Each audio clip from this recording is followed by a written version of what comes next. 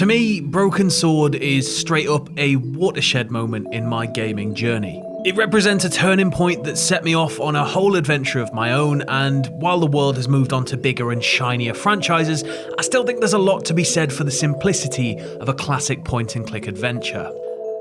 The beauty of the genre lies squarely in this idea of simplicity, even though at times it can be anything but simple.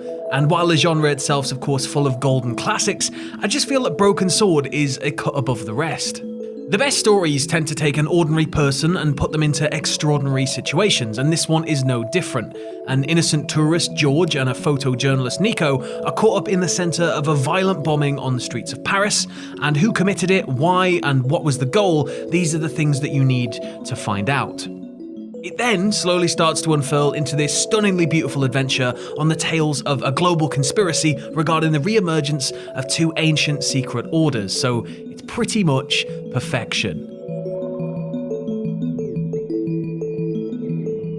Hello, my name is Sam Driver, and today I'll be talking about what Revolution Software's Broken Sword: The Shadow of the Templars means to me. So it was a 3-disc set. I'd just got my first PlayStation and I played much the same as I always had. So racing games, platformers, puzzlers, like little things, like Bust a Move. But with that console also came this 3-disc set. So the Help Charity compilation was a set produced by Sony with all proceeds going to children's charities, and it featured Road Rash, which is one of my favourite games of all time, Myst, which initially terrified me as I thought it was setting me up for a huge jump scare, and a game called Broken Sword that apparently needed a mouse peripheral, and so it was utterly useless to us, so in the drawer it went to languish for another 12 months. It wasn't until about a year or so later that I was just really bored on a Sunday and I was tired of Crash, and I decided to read up a little bit more on Myst, and I was flicking through the manual and I saw Broken Sword and I saw the art style and I was like, I really want to try this. Maybe if I put the disc in, I'll get to see like an opening cinematic or something, even if I can't play it. And then to my surprise, after everything loaded up, the D-pad would move the mouse cursor at a snail's pace admittedly, but it was still playable.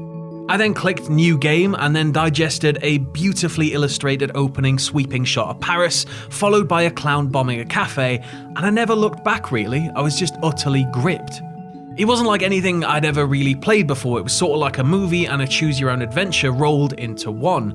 And I didn't know that this was something that could exist, like this sense of dread and sense of foreboding. I'd never felt that from a game before, so I sort of knew that I was going to be going on a bit of an adventure.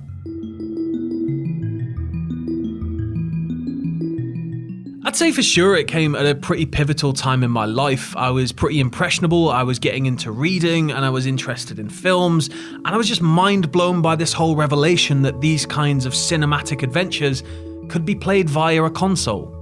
Games were always just sort of games to me. Like, I had a Master System before I had a PS1, so I was used to just side-scrolling, don't touch the spikes, get to the finish faster, simple arcade-style stuff. And Broken Sword was almost like finding out there was this secret world behind it that not a lot of people knew about. It was like finding this door that took you into this secret club.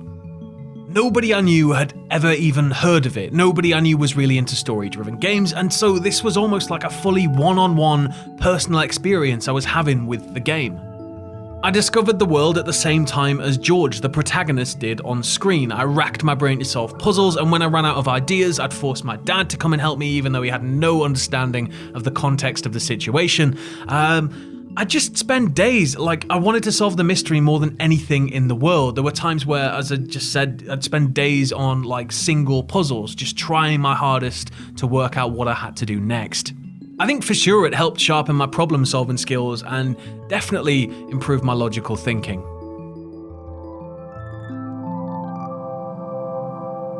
The game itself is full of so many memorable moments that I think it'd be hard to pinpoint one where it really clicked, but I think first off, as I said in the opener, the opening cinematic, the clown bombing the cafe, making his escape, and it's all stunningly rendered by the incredible Dave Gibbons, that alone gripped me, but it's not long after this where it just kind of falls into place. George has to pick himself up, all he can hear is the ceaseless drone of traffic around him, and everything's just going on as normal, even though he's been through this horrible experience.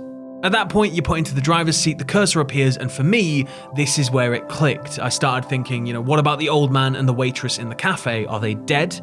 You saw the clown escape through the alleyway. Well, there's no way that he could have possibly gone through that manhole cover unless he did, or did he escape over the roof? It's these sort of problems that make up a big part of why I love Broken Sword.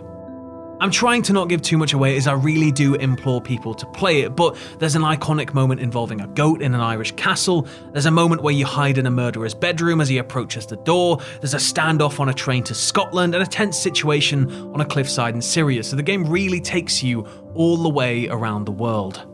But yeah, I think that second when the game is handed over to you and there's a sense of, right, this is the beginning of an adventure, that is where it all fell into place for me. I think if I was to pick something and say that's my favourite thing about Broken Sword, and don't give me this look because it's sort of a very wide-reaching answer, it'd probably have to be the way that the story and cast work in tandem to create a cinematic world that, while colourful, dramatic and at times cartoony, feels real, dark, serious and complex. That's where the beauty of the game, I feel, really lies. There's this colourful surface, sure, but there's always something much more sinister going on underneath it. And all the while, it kind of manages to successfully pull off that Indiana Jones-esque cool history-themed adventure feel. Rolf Saxon did an amazing job of making George personable, and the rest of the cast just tie everything up nicely into a ball. The relationship that George and Nico have as our protagonists, the humorous back and forth that you'll have with almost every character you meet, the way that the mass exposition that's sometimes needed was handled really deftly in conversation. I genuinely feel, and don't laugh at me, but I genuinely feel that this is a milestone in dramatic cinematic gaming. The depth that went into making it more cinematic than any other point and click even went as far as the engine that Revolution built for it. It's called Virtual Theatre, and it allows NPCs to act more naturally, so they'll interact with things, they'll check their watches, they'll walk around an art gallery and look at art. If they need to pass the player character, they'll do so by moving around them, nobody's clipping in and out. Things like that just make it feel a lot more realistic.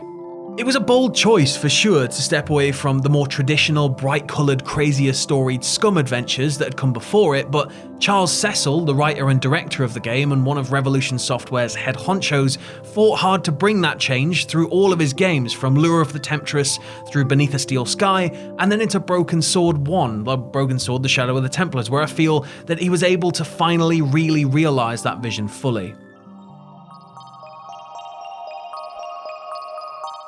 So don't judge me if I sound weird here, but I tend to play Shadow of the Templars and its sequel, The Smoking Mirror, about once a year, and I've done so pretty much every year since I was about 13, so what? Nearly 16 years? Oh. I tend to take a 1-week window for each game, and I'll slowly take it all in again. Some people think it's kind of weird, especially with puzzle games and adventure games where you know the outcome of everything and you know how to very quickly get your way through the game, that you would even want to replay it. But I don't know, when I put that game on, when I enter that world, I just want to move through it at like a snail's pace. I want to just bathe in it. It's just such a nice environment to be playing in.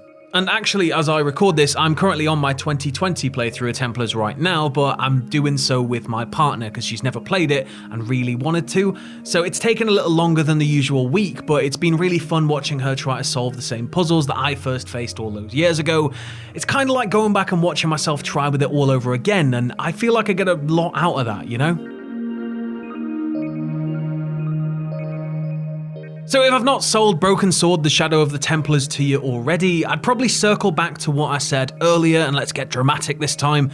This is the story of an everyday pair thrust deep into the heart of an international conspiracy that could change the entire world as we know it, and it's somehow up to them to stop the madness and save the world. It's a game about love, murder and death, and it's steeped in history with just enough conspiracy sprinkled in there to keep you guessing. Ooh, dramatic.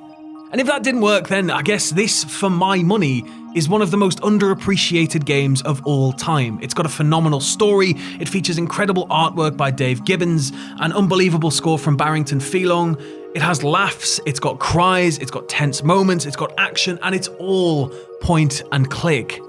And point and click as a genre is now back and thriving thanks to both touchscreen devices and, dare I say it, Broken Sword: The Shadow of the Templars Director's Cut, which took the App Store by storm. Revolution Software really deserve all the love in the world, and they're still going strong with their most recent release, a sequel to Beneath the Steel Sky, which is from a very long time ago and is also an amazing game, and I almost did a video about that one, but the new one is called Beyond a Steel Sky, and if you're not going to check out Broken Sword, at least give that a look. It's post-apocalyptic Australia, everybody, come on, it's great.